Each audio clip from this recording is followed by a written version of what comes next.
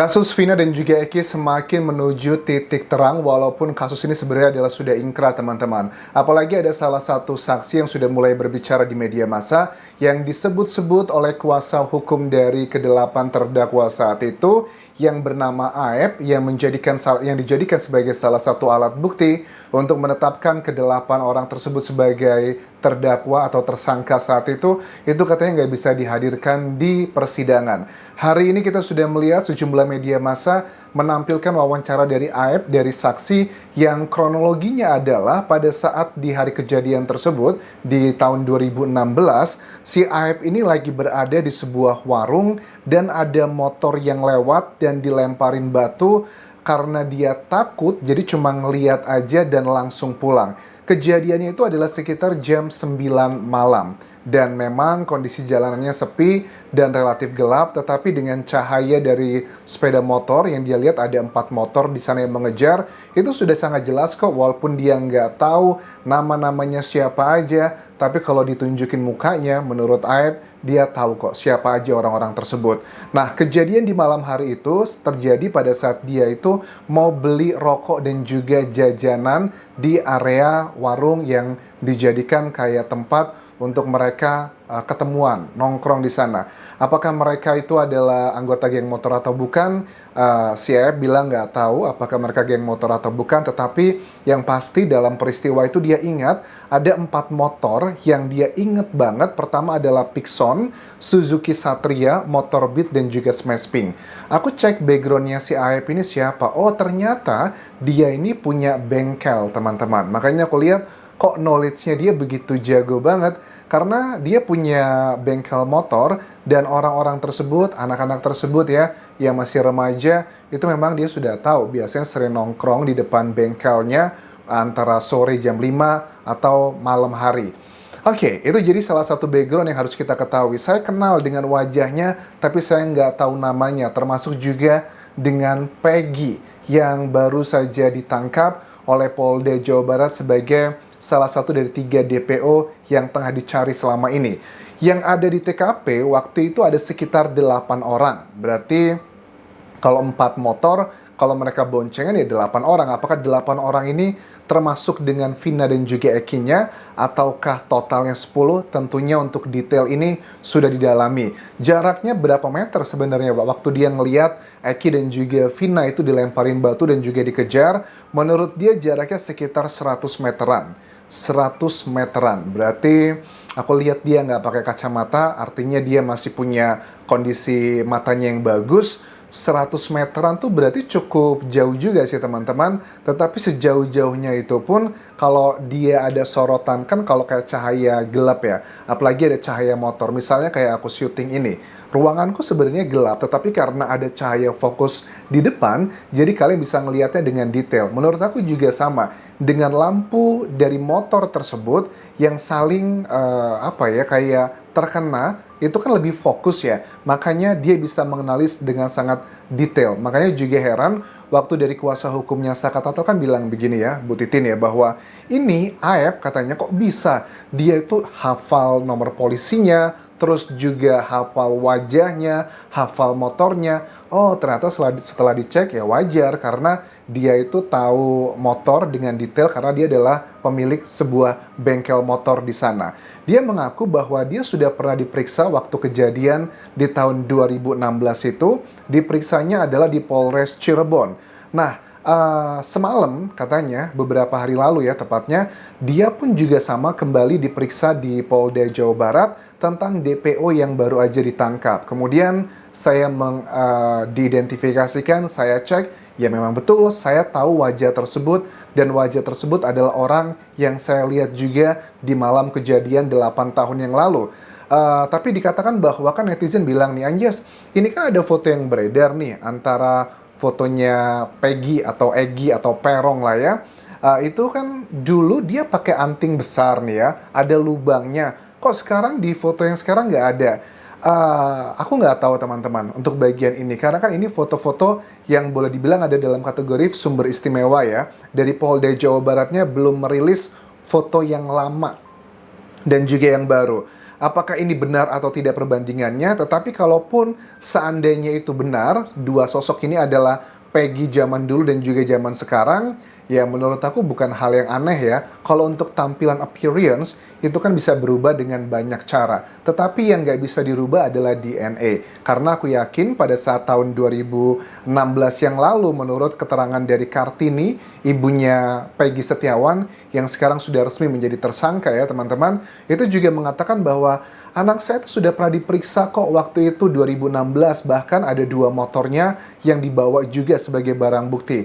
Seharusnya pada saat pemeriksaan itu pun juga pasti sudah dilakukan kayak pengambilan sidik jari. At least sidik jari lah, kalau DNA mungkin enggak ya, karena mungkin butuh biaya yang tinggi atau knowledge-nya tidak merata untuk mohon maaf untuk anggota kepolisian, karena memang dengan temuan yang aku nilai bahwa dari sperma aja yang kayaknya udah nggak disimpan, itu juga salah satu refleksi bahwa tidak semua kemampuan anggota polisi ataupun mungkin juga dokter forensik di Indonesia itu merata. Jadi kalau cuman untuk sekedar mungkin sidik jari, aku rasa mudah-mudahan diambil ya. Ini kan bisa dicek apakah Peggy yang 8 tahun lalu diperiksa itu sama dengan Peggy yang sekarang. Orang boleh ngerubah wajah, ngerubah A, B, C, dan D fisik, tetapi ada 2 hal yang nggak bisa dirubah. Pertama adalah mata, korneanya, dan juga sidik jari. Mau kamu melakukan apapun tuh nggak bisa, kecuali ada kecelakaan yang fatal. Itu adalah poinnya teman-teman. Nah, terus juga mengenai DPO ini yang baru ditangkap, Peggy, menurut Aep bahwa ya memang betul, dia adalah orang yang saya lihat di malam itu. Waktu itu dia pakai motor smash warna pink. Sekali lagi, knowledge-nya dia bagus tentang motor karena dia bekerja sebagai pemilik bengkel motor. Jadi udah apal banget sama tipe-tipe motor yang ada di Indonesia. Waktu penangkapan, saya udah melihat kok bahwa tidak ada Peggy waktu itu. Karena yang saya lihat itu ya yang sekarang di dalam penjara ya. Tapi Peggy saya nggak lihat sama sekali. Saya tahu mereka sering kumpul di depan bengkel saya, kalau nggak sore ya malam. Nah, dari statement ini aja teman-teman, wajah kenapa kok dari kuasa hukumnya Saka Tatal bilang bahwa Aep ini bisa menghafal wajahnya, bisa tahu, karena itu bukan kali pertama Aep ketemu dengan para terpidana saat ini. Karena kan dikatakan, saya tahu mereka karena sering kumpul di depan bengkel saya. Kalau nggak sore, ya malam. Pada saat kejadian tersebut, ya udah kelihatan banget. Jadi sudah begitu familiar. Nah, kalau Saka ini juga unik nih. Kalau Saka Tatal itu saya cuma kenal wajahnya, tapi waktu penangkapan saya nggak lihat ada Saka Tatal ditangkap. Apakah ini sebuah statement yang linear dengan Saka Tatal bilang bahwa dia itu ditangkapnya adalah di jalan raya ya, karena dia sedang nganterin motor, alibinya adalah motor dari pamannya yang harus diantarkan di area yang juga terjadi penangkapan tersebut. Tetapi untuk bagian detail ini menurut aku sih fine ya, karena mungkin ada banyak kekeosan, ada 7 lah yang tangkap pertama kan ya, itu dia nggak melihat semuanya adalah hal yang wajar. Terus belum pernah beri keterangan di persidangan. Ini yang menjadi pertanyaan dari kuasa hukum para terdakwa saat itu. Kenapa dia tidak dihadirkan dalam persidangan? Aku nggak tahu apa alasannya, tetapi dia mengakui bahwa dia pernah dipanggil untuk persidangan, tetapi saat itu dia nggak bisa. Oke, untuk bagian ini mudah-mudahan akan menjadi salah satu hal yang didalami, apakah dia mendapatkan ancaman atau bahkan kesaksiannya bohong. Tapi aku lihat dari background-nya, kayaknya dia nggak ada keuntungan apapun ya, karena kan dia tidak kenal dengan para terpidana saat itu, dia juga bukan temannya Egy, bukan temannya Vina dari kedua korban, jadi buat apa dong dia berbohong seperti itu. Nah, Kartini, ibu dari tersangka Peggy Setiawan ini, juga pastinya namanya keluarga ya, akan selalu membela. Tetapi ada keterangan dari Hotman Paris bahwa Peggy atau Egy ini sudah beberapa kali pulang ke Cirebon, terakhir katanya di liburan lebaran ya. Nah, dugaannya bahwa ada komplotan dari keluarganya yang kerjasama untuk menutupi ini dan ngebantu menyembunyikan Egy. Oke, bahwa dugaan juga ada obstruction of justice. Tapi kan anjas, Peggy itu kan dan keluarganya berasal dari keluarga yang menengah ke bawah. Dia mau ngebayar apa dengan oknum misalnya ada yang menutupi ini semua?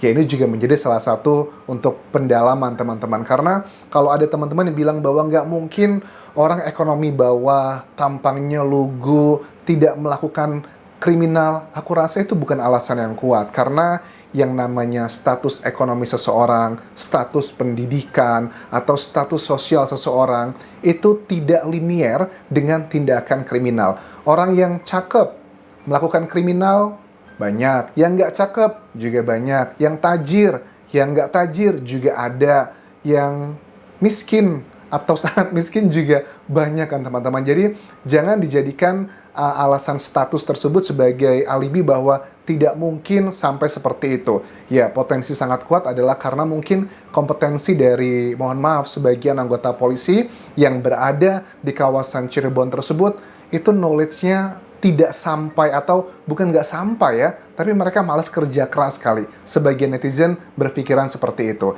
Ini waktu Kartini bertemu dengan putranya, katanya waktu ditangkap di Polda Jawa Barat, alibinya adalah bahwa anak saya itu sudah lama tinggal di Bandung, bahkan di waktu kejadian tahun 2016 pun dia sedang bekerja di Bandung, ngebantu bapaknya untuk kayak kuli bangunan. Nah, kemarin saya sudah dijemput, katanya datang ke Polda Jawa Barat, saya ketemu langsung sama Peggy. Saya tanya sama anak saya, dia bilang bahwa demi Allah, Mak, saya tidak kenal dengan namanya Egy dan juga Vina. Itu yang pertama. Terus di bagian terakhirnya juga pesannya si Peggy Setiawan ke ibunya bilang bahwa, Mak, jikalau nanti kalau saya tidak ada umur, saya rela, Mak, jadi tumbal anak berpangkat. Saya menanggung dosa orang yang berpunya.